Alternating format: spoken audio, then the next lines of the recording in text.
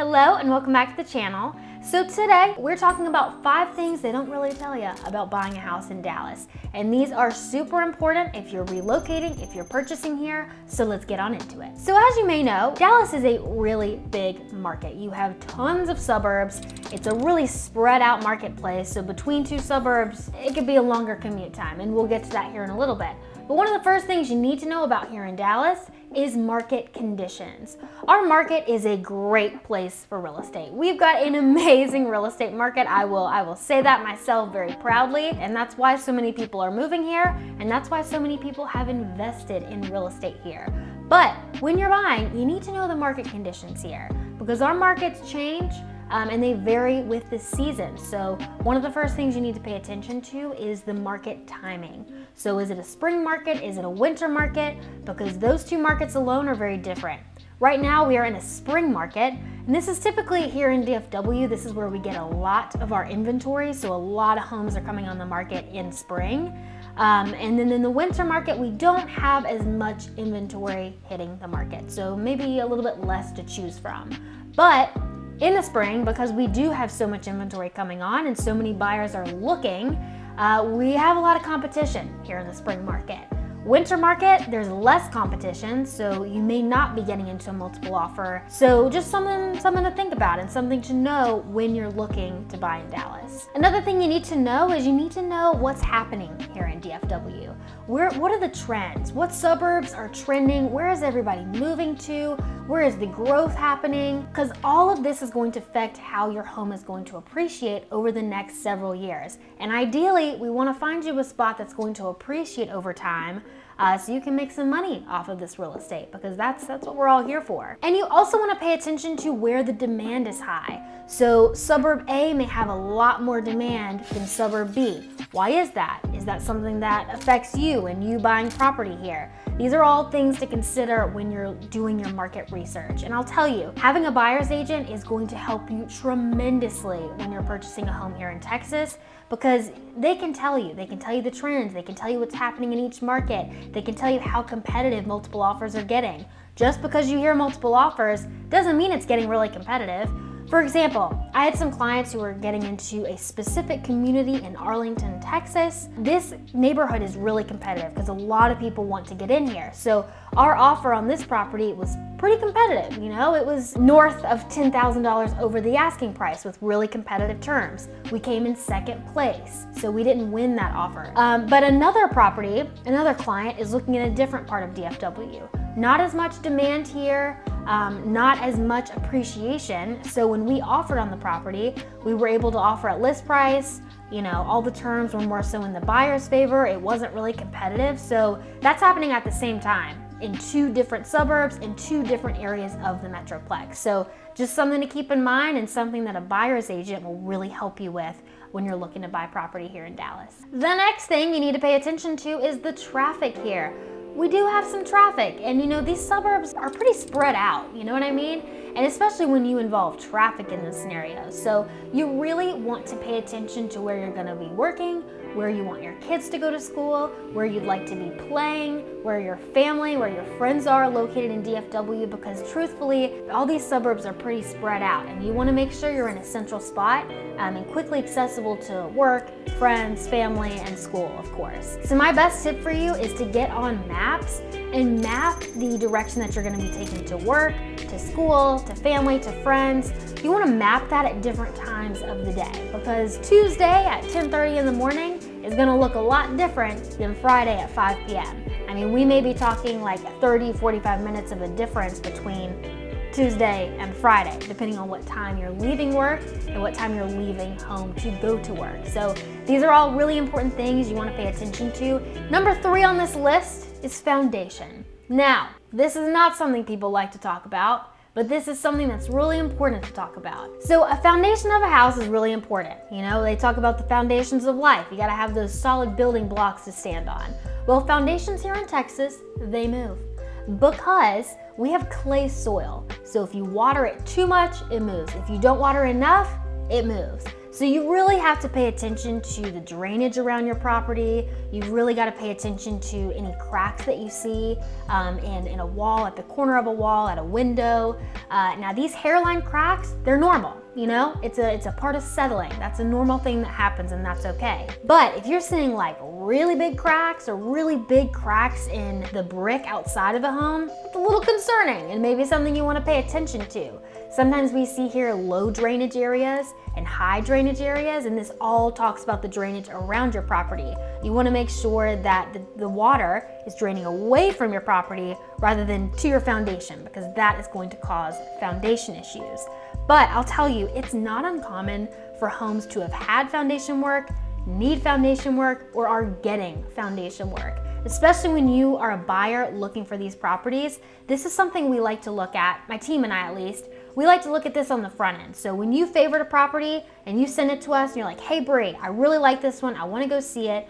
One of the first things that I'm looking at is the seller's disclosure notice. I want to see what's been done to the property, how old's the roof, how old are the systems, has there been any foundation work, do they have a lifetime warranty on this foundation work? And you know, just like roofers, electricians, contractors, all of these people are different. They offer different services.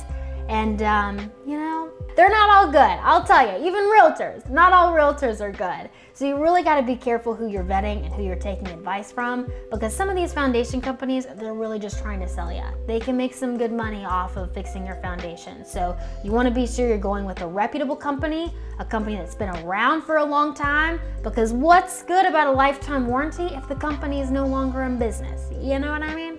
So that's one thing to really pay attention to, is the foundation of your property. Number 4 on this list is new construction. This is not necessarily something that people like to talk about, but it's something that I feel you need to hear. New construction. I'm sure you guys have heard the old term, they don't build them like they used to. Well, that's certainly true with new construction. Here in DFW, we've had a lot of volume builders come in. These are builders who are building a lot of homes at the same time. So there's a possibility that a corner could be missed.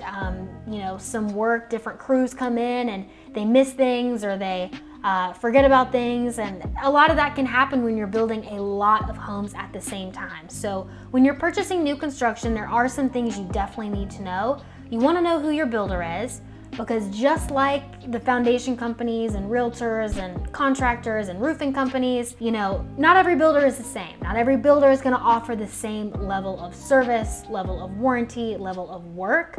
So you want to be sure to know who you're getting involved with when you're purchasing new construction. Is it a builder with a great reputation? Is it a builder with not a great reputation, but you're getting a discount? I mean, there's so many things and factors to weigh.